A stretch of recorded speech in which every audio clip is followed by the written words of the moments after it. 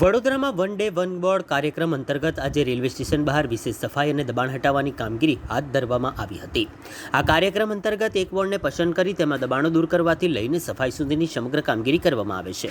તે અનુસંધાને આજે રેલવે સ્ટેશન વિસ્તાર ખાતે સફાઈ અભિયાન અને દબાણ હટાવવાની કામગીરી સઘન રીતે હાથ ધરવામાં આવી છે. ખાસ બાબત એ રહી કે મ્યુનિસિપલ કમિશનર અરુણ મહેશ બાબુએ પોતે પણ મેદાનમાં ઉતરી ઝાડુ પકડી સફાઈ કાર્યમાં જોડાયા હતા, જેના કારણે કર્મચારીઓમાં ઉત્સાહનો માહોલ જોવા મળ્યો હતો. તંત્ર દ્વારા જણાવાયું હતું કે શહેરને સ્વચ્છ અને સુવ્યવસ્થિત બનાવવા માટે આ પ્રકારના અભિયાનને સતત આગળ વધારવામાં આવશે.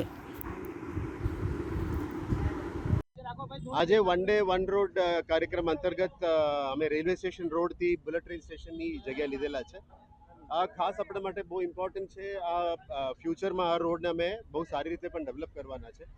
એક્ઝિસ્ટિંગ 18 મીટરની રોડને પ્રોપર એક એરપોર્ટ અથવા રેલવે સ્ટેશનની અપ્રોચ રોડમાં કેવી રીતે હોવું જોઈએ આ રીતનું કરવાના છે.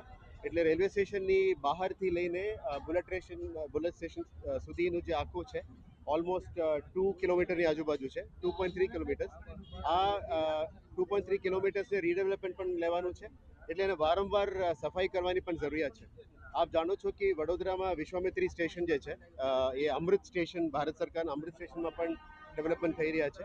અને આવનારા દિવસોમાં બુલેટ ટ્રેન સ્ટેશન રીડેવલપમેન્ટ અને હાઈ સ્પીડ રેલ કોરિડોર રીડેવલપમેન્ટમાં વડોદરાને પણ બ્રાઉનફિલ્ડ ડેવલપમેન્ટ કરવાના છે.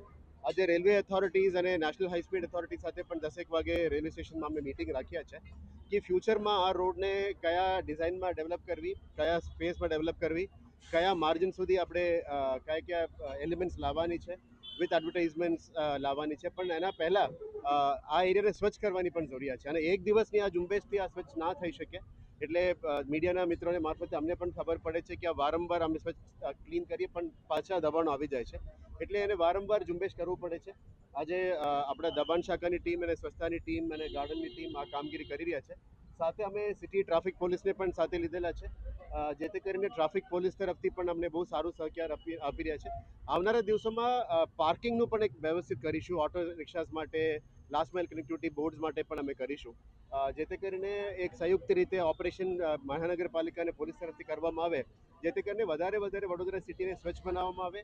રોડની અંદર જે દબાણો છે એ પણ દૂર કરવામાં આવે. આજે જનમલની બાજુમાં જે દબાણો હતા ઇલીગલ રોડ ઉપર એ પણ દૂર કરવામાં આવ્યું છે. એટલે આ ઝુંબેશ ચાલુ રાખવાના છે. વડોદરા મહાનગરપાલિકાની તંત્ર, પોલીસના તંત્ર તમે સાથે મળીને આ કામગીરીને અમે આગળ લઈ જવા માંગીએ છીએ. મીડિયાની મિત્રોને પણ આભાર માનીએ છીએ કે આપ તરફથી પણ બહુ સારું સહયોગ અમને મળી રહ્યા છે. પણ આપના ધ્યાનમાં એવું કે દબાણો અદરવાઇઝ ઇલીગલ માર્જિન ઉપર પણ સ્વચ્છતાની અભાવ હોય તો અમને જણાવજો, જેથી કરીને વડોદરાના પબ્લિકને પણ સાથે જોડીને અમે આગળ લઈ જવા માંગીએ છીએ. આવનારા દિવસોમાં આ કામને સારી સુંદર બનાવીને વડોદરાને સ્વચ્છ બનાવવા માટે અમે મહેનત કરીએ છીએ.